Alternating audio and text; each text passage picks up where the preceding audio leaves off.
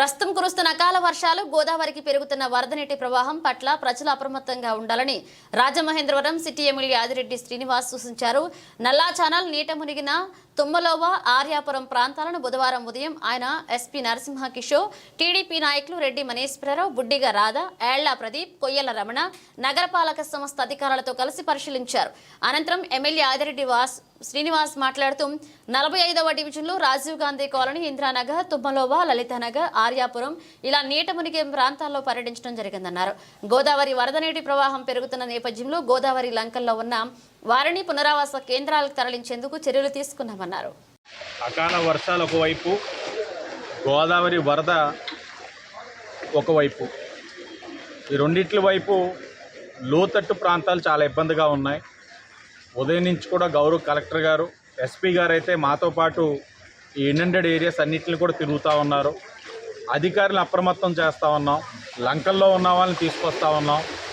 నీట మునిగి ఇళ్లలో కూడా నీరు చేరుతుందని ఏదైతే మేము గ్రహించగలుగుతా ఉన్నామో, గత అనుభవాలు ఉన్నాయో వాళ్ళందరినీ కూడా సురక్షితమైన ప్రాంతాన్ని రీహాబిలిటేట్ చేసే కార్యక్రమం 45వ వార్డులో రాజీవ్ గాంధీ కాలనీ, ఇందిరానగర్, తుమ్మలోవ, లలితానగర్ ఇలాగా ఏ ప్రాంతాల్లో అయితే నీట మునుగుతూ ఉంది, ప్రజలు అసౌకర్యంగా భావిస్తూ ఉన్నారో వాళ్ళందరినీ కూడా దగ్గరలో సురక్షితమైన ప్రాంతాలకి తరలించే కార్యక్రమంతో పాటు ఎక్కడికెక్కడ కన్సర్న్ సెక్రటేరియట్స్లో ఉన్న స్టాఫ్ అందరూ కూడా ప్రజలను అప్రమత్తం చేస్తూ రాబోయే 2 రోజులు కూడా వర్షాలు ఇలాగే ఉంటాయి.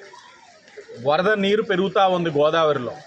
ఇలాంటి పరిస్థితుల్లో కరెంటు అసౌకర్యం కలగచ్చు, నీట మునిగే అవకాశాలు కనబడతా ఉన్నాయి. వీటిలన్నింటినీ దృష్టిలో పెట్టుకొని నిత్యావసర వస్తువులు, కొవ్వొత్తులు, అగ్గిపెట్లు, అలాగే కాస్త బిస్కెట్స్ కానీ బ్రెడ్ కానీ ఇలాంటి అన్నీ కూడా పెట్టుకొని ప్రజలు వారు తీసుకోవాల్సిన జాగ్రత్తలు వాళ్ళు తీసుకోవాల్సిందిగా కోరుతా ఉన్నాం. మేము చేయాల్సిన కార్యక్రమం మేము ఫీల్డ్లోనే ఉన్నాం. ఉదయం 7వ గంట నుంచి కూడా తిరుగుతూనే ఉన్నాం. ఎక్కడికక్కడ అధికారి యంత్రాంగంతో మేము చేయాల్సిన కార్యక్రమం మేము చేస్తూ ఉన్నాం. ఎప్పటికప్పుడు ప్రజలకు కూడా ఏం చేస్తూ ఉన్నాం, ఏం జరుగుతూ ఉందో కూడా తెలియజేసే కార్యక్రమం చేస్తాం. ముందు ప్రజలందరూ కూడా అప్రమత్తంగా ఉండి తగు జాగ్రత్తలు, గతంలో పడ్డది కదా ఏమవుతుంది ఆ నిర్లక్ష్యం వ్యవహరించకుండా జాగ్రత్తలు తీసుకోవాల్సిన గుణపాఠం మొన్న విజయవాడ జరిగిన దాంతో మన అందరికీ అర్థమైంది. కాబట్టి ఆ జాగ్రత్తలు తీసుకోవాలని రాజమండ్రి ప్రజలందరినీ కూడా కోరుతా ఉన్నాం.